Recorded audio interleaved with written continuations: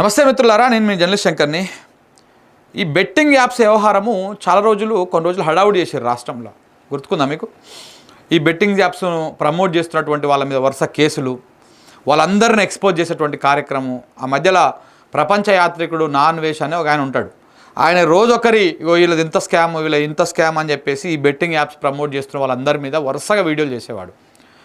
ఇక అప్పుడు అందరూ యూట్యూబ్లో కానీ లేకపోతే మీడియాలో కానీ ఇంకా ఆయనతో ఇంటర్వ్యూలు, ఏకంగా సజ్జనార్ లాంటి వాళ్ళైతే ఏకంగా ఇంటర్వ్యూ పెట్టేసి ఆహా ఓహో ఈరుడు సూర్యుడు వచ్చేసిండు, బెట్టింగ్ యాప్స్ మొత్తం అంతం చేసేస్తాడు, ఇట్లాంటివన్నీ కూడా మాట్లాడారు. ఇవన్నీ కూడా అయిపోయినాయి. అప్పుడు నిజంగా కూడా దాని మీద ప్రభుత్వం కూడా సీరియస్గా తీసుకొని ఒక సిట్ ఏర్పాటు చేసింది.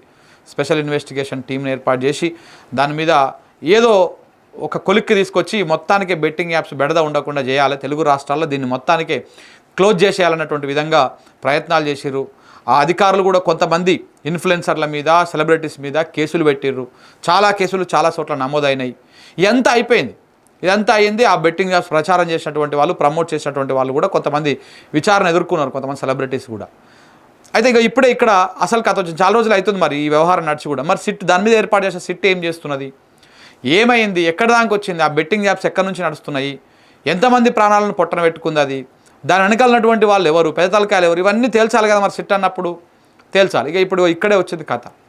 అధికారులకు సుక్కలు కనపడుతున్నాయంట ఆ బెట్టింగ్ యాప్స్ కేసు విచారణ చేస్తున్నటువంటి అధికారులకి. ఇప్పుడు వీళ్ళు ప్రమోట్ చేసిరు ఓకే, కానీ అసలు యాప్ ఓనర్ ఎవరైతే ఉంటాడో వాడిని పట్టుకోవడానికి, వాళ్ళ డీటెయిల్స్ తీసుకోవడానికి, వీళ్ళకు ప్రమోట్ చేసేందుకు ఎంతెంత ఇచ్చిర్రు, వాళ్ళది లీగల్ అమౌంటా ఇల్లీగల్ అమౌంటా, ఏంది కథ, దానికి ఆర్బీఐ అనుమతులు ఇవన్నీ కూడా ఉన్నాయా లేవా, ఈ డీటెయిల్స్ అని తీసుకోవాలంటే ఈ సిట్ అధికారులకు సుక్కలు కనపడుతున్నాయంట, మామూలుగా కాదు. ఎందుకంటే ఆ యాప్లు ఏవి కూడా మన దేశానికి సంబంధించినవి కావు. మోస్ట్లీ అన్ని చైనాకు సంబంధించిన, ఇతర దేశాలకు సంబంధించినటువంటి యాప్స్ ఉంటాయి. అక్కడ నుంచే నడిపిస్తుంటారు. ఏదో అక్కడో ఇక్కడ కొంతమంది ఎగ్జిక్యూటివ్ని పెట్టుకొని ఇక్కడ నడిపిస్తుంటారు తప్ప మిగతాయి మొత్తం కూడా విదేశాలకు సంబంధించినటువంటివి. అయితే ఆ డాటా విదేశాలు ప్లస్ పక్క రాష్ట్రాలకు సంబంధించినటువంటి బీహార్ కానీ లేకపోతే యూపీ కానీ ఇట్లాంటి స్టేట్లలో కొన్ని వింగులు పెట్టుకొని వాళ్ళు ఈ యాప్స్ దందా చేస్తూ ఉంటారు. అయితే వాళ్ళ డాటా కావాలంటే వీళ్ళకు ఏ డాటా కూడా రావడం లేదంట సిట్ అధికారులకి. వాళ్ళకి ఏ డాటా కావాలన్నా కేంద్ర ప్రభుత్వం సహకారం కావాలండి. అంటే విదేశాల్లో ఉన్నటువంటి డాటా కావాలంటే 100% సెంట్రల్ గవర్నమెంట్ సపోర్ట్ ఉంటేనే ఆ డాటా వస్తుంది. వేరే స్టేట్ది కావాలన్నా కానీ ఇంకొక స్టేట్ సపోర్ట్ చేయాలి, దానికి కూడా సెంట్రల్ గవర్నమెంట్ అనుమతి కావాల్సి వస్తుంది. సో ఈ అధికారులు ఎవరికి కూడా ఆ ఇన్ఫర్మేషన్ దొరకడం లేదంట, రావడం లేదంట. అసలు కేంద్ర ప్రభుత్వం సహకారం లేకుండా ఈ ఇన్ఫర్మేషన్ వచ్చేటువంటి అవకాశాలు లేవు. దాంతోపాటు ఈ సెలబ్రిటీలు ఎవరైతే ప్రమోట్ చేసిరో ఈ ప్రమోట్ చేసినటువంటి వాళ్లకు ఎంతెంత అమౌంట్ ఇచ్చిర్రు, ఎట్లెట్లు ఇచ్చిర్రు, ఏ రకంగా ఇచ్చిర్రు, అవన్నీ లెక్కలు తీసుకుందామని ప్రయత్నాలు చేస్తున్నారు. ఇప్పటికి చాలా వందల సంఖ్యలో కేసులు నమోదైనాయి. అయితే వీటిలలో ఒక 4 కేసులను వీళ్ళు ఫస్ట్ ట్రయల్స్ కింద తీసుకున్నారంట. ఈ 4 కేసులను ఫస్ట్ ఛేదిద్దాము, ఆ 4 కేసులను ఛేదించేసి దానికి ఒక ప్లాన్, ఒక రోడ్ మ్యాప్ వేసుకున్నారు. ఎట్లా ఆ కేసును ఛేదించాలని పోలీసు వాళ్ళు వేసుకొని దాని ప్రకారం ముందుకు పోతా ఉంటే అసలు 4 అడుగులు కూడా ముందుకు పడతలేదంట. అది ఈ రకంగా అయిపోయింది పరిస్థితి. ఎందుకంటే ఏ ఇన్ఫర్మేషన్ కూడా రావడం లేదు. విదేశాల్లో ఉన్నటువంటి యాప్స్కి సంబంధించి కానీ ఇతర స్టేట్లలో ఉన్నటువంటి కానీ ఏది కూడా ఆ ఇన్ఫర్మేషన్ రావడం లేదు. అయితే వీటితో పాటు ఇంకొక కథ కూడా ఉన్నది. వీటితో పాటు ఇంకోటి ఏంది, అసలు వాస్తవానికి ఈ యాప్స్ అన్నీ కూడా తెలుగు రాష్ట్రాలలో బ్యాన్.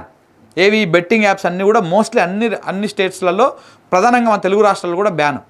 కానీ యూజర్సే ఎవరైతే వినియోగదారులు ఉంటారో వాళ్ళే తప్పుడు లొకేషన్లు పెట్టి వేరే స్టేట్ల పేరు కానీ వేరే కంట్రీస్ పేరు కానీ పెట్టి వాళ్ళు యాప్స్ ఇన్స్టాల్ చేసుకున్నారు. కాబట్టి ఓన్లీ నిర్వాహకులను మాత్రమే మనం ఇందులో బాధ్యులను చేయలేము. ఇది ఇన్స్టాల్ చేసుకున్నటువంటి వినియోగదారుడు కూడా తప్పే, అంటే ఎవడైతే వాడిండో ఆ బెట్టింగ్ యాప్ని వాళ్ళది కూడా తప్పే అన్నటువంటి విధంగా పోలీసులు ఒక కంక్లూజన్ కూడా వచ్చారు. అంటే ఇప్పుడు ఏమైంది, తిరిగి వాడు బెట్టింగ్ యాప్ స్టార్ట్ చేసేవాడిది కాదు, ఇది వాడినొంది కూడా తప్పే. ఇక పోలీసులు కూడా చిన్నగా చేతులు దులుపుకునేటువంటి ప్రయత్నము చేస్తూ ఉన్నారన్నమాట. సో కాబట్టి ఈ బెట్టింగ్ యాప్స్ వ్యవహారంలో ఏదో జరిగిపోతుంది, ఏదో అయిపోతుంది అన్వేషణ అనేటువంటి అయితే ఇక ఇది 100 కోట్ల స్కాము, ఇది 1000 కోట్ల స్కాము, దీని వెనకాల డీజీపీ ఇన్ని 100 కోట్లు తిన్నాడు, ఆయన 100 కోట్లు తిన్నాడు, నోటికి ఏది వస్తే అది మాట్లాడాడు. కానీ ఏ ఇన్ఫర్మేషన్ ఏది కూడా ప్రాపర్గా ఇవ్వకుండా చేసిండు. కానీ ఇప్పుడు చివరికి ఏమైంది, అది ఇన్వెస్టిగేషన్ చేస్తున్నటువంటి పోలీసు వాళ్ళకు కూడా అది పెద్ద సవాల్గా మారిపోయింది.